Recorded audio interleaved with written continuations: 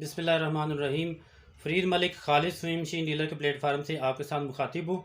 जैसा कि वीवर आप लोग जानते हैं, सिलाई मशीन के हवाले से नए मॉडल्स और पुराने मॉडल, इनको चलाने का तरीका और इनमें जो फ़ॉल्ट हैं उनके मतलब मैं वीडियो अपलोड करता रहता हूँ।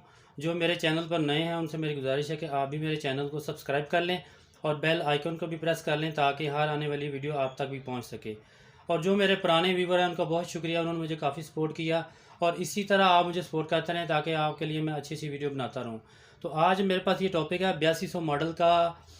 ये मशीन धागा तोड़ती है तो आप उसको घर पे कैसे ठीक कर सकते हैं। इस वीडियो में एक चीज़ बताऊंगा, नेक्स्ट में आपको मज़ीद चीज़ें बताऊंगा। तो चले चलते हैं आप वीडियो की तरफ। सबसे पहले मैं बताना चाहूँगा कि इस मशीन को आपने 110 डॉप्टर के साथ लगाना है। जैसे मैंने ये डॉप्टर लगाया हुआ है, ये हर वीडियो में आपको बताता हूँ, लाजमी इसको साथ लगाया करें। इसके बगैर आप लगाएंगे तो आपकी मशीन ख़राब हो सकती है। जी, मैं अपनी मशीन को इस तरह करता हूँ, यहाँ से ऑफ़ कर लेता हूँ साइड से। हाँ जी, मैंने ऑफ़ किया और ऑफ़ करने के बाद मैं आपको बताता हूँ कि आपने करना क्या है। ये वाला पेच आपने पहले आप फुट इसका हटा लें। हटाने के बाद ये पेच आप पेचकस की मदद से आप इसको खोल लें। मैंने इसको लूज़ किया हुआ है पहले ही ताकि वीडियो शॉर्ट बन सके। इसको आप खोल लें आसानी से। खोलने के बाद ये टापा खोलें आप इसका और ये प्लेट हटा लें। प्लेट हटाने के बाद ये इसकी बोबन केस है, इसको आपने आराम से बाहर निकाल लेना है। इसको बोबन केस बोलते हैं। अच्छा, होता क्या है, सबसे पहले तो आपने ये जो चीज़ है इसकी, बेसिकली ये इसका शटल है, यहाँ से इसने धागा उठाना होता है मशीन ने। इसको आपने ये फिंगर लगा के इस तरह देखना है, इस तरफ से नहीं, इस तरफ से। तो इसको आपने, अगर ये आपके हाथ को तंग कर रही है, ये चीज़ बुर पैदा हो गई है, तो रेकमार की मदद से इस तरफ से आपने रेकमार लगा लेना। हल्का सा लाइट सा रेकमार इस तरफ लगा लें आप। इस तरफ से नहीं लगाना, अगर इस तरफ से लगा लेंगे तो ये आपका पार्ट ख़राब हो जाएगा। इस तरफ से आपने रेकमार लगाना है। मैं कोशिश करता हूँ आपको, मेरे पास अगर रेकमार है तो मैं आपको दिखा देता हूँ। जी, आपने ये रेकमार लेना है और इस मदद से आपने इस तरह आपने इसको लगा लेना आराम से।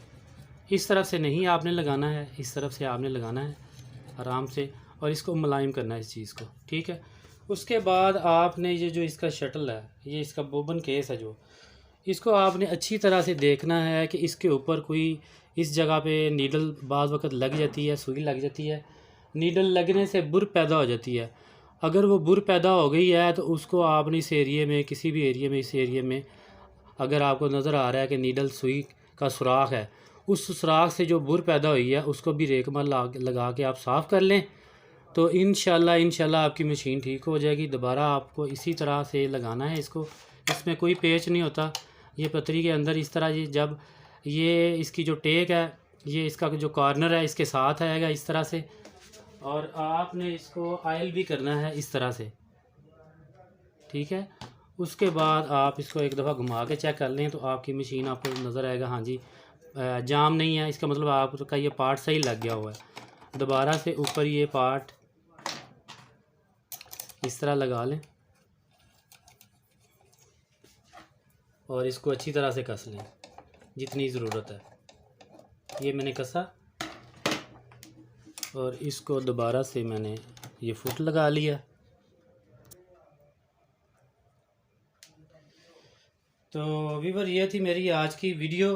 उम्मीद है आपको वीडियो पसंद आई होगी और मेरी वीडियो अगर पसंद आए तो प्लीज़ हौसला अफजाई किया करें, इसको लाइक किया करें और शेयर किया करें। आइंदा इंशाल्लाह नेक्स्ट वीडियो में मज़ीद आपको मैं बताऊंगा कि धागा तोड़ने के और क्या क्या असबाब हैं। अपनी दुआ में याद रखा करें और अपना बहुत सा ख्याल रखा करें। अल्लाह हाफिज़, फ़ी अमान अल्लाह।